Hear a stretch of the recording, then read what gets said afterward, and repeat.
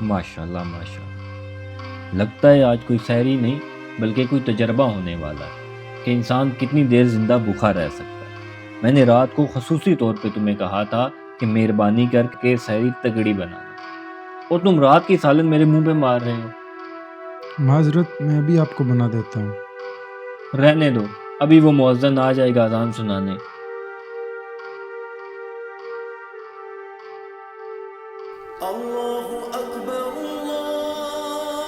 تم پہلے اذان دے لو، میں نہیں کرتا سحری۔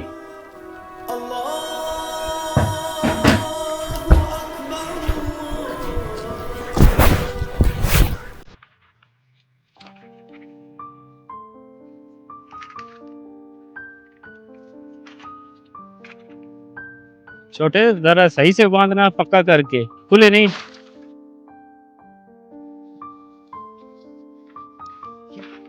خیر سے رمضان بھی آ گیا ہے، مبارک ہو۔ خیر مبارک، آپ کو بھی مبارک ہو۔ خیر مبارک، یہ تو اس رب کی بڑی نعمت ہے جس نے ہمیں اور ایک بار پھر رمضان مبارک کا بابرکت مہینہ نصیب فرمایا ہے۔ بس میرا رب ہمیں برکتیں سمیٹنے کی توفیق عطا فرمائے۔ آمین آمین۔ تمہارا بھی روزہ ہوگا؟ ہمارا تو روز ہی ہوتا ہے۔ اچھا، آج افطار میری طرف سے، لازمی آنا۔ آپ کی کرم نوازی سیٹھ۔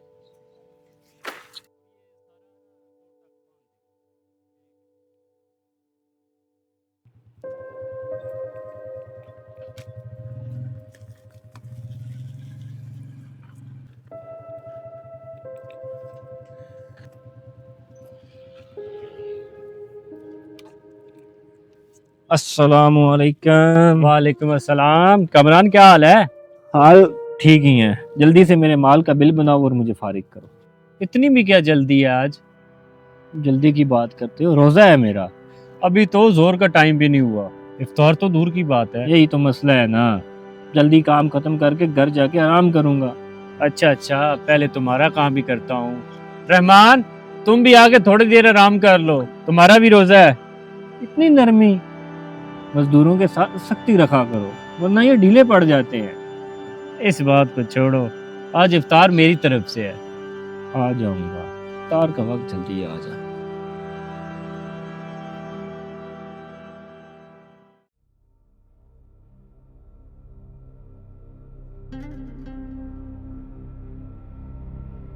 آج افطاری میں کیا بنانا ہے؟ افطاری میں کیا بنانا ہے؟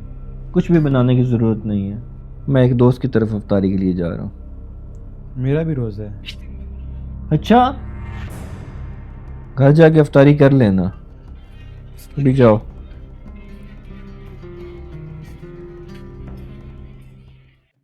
اے میرے رب، تو بڑا کریم ہے، تو بڑا رحیم ہے۔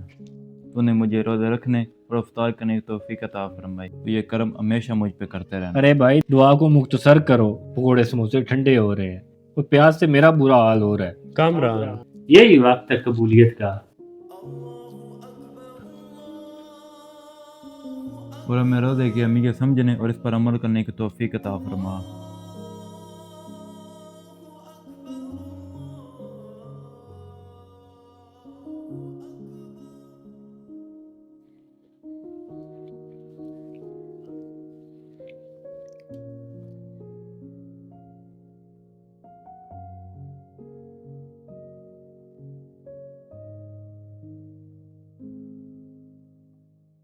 شکر الحمدللہ۔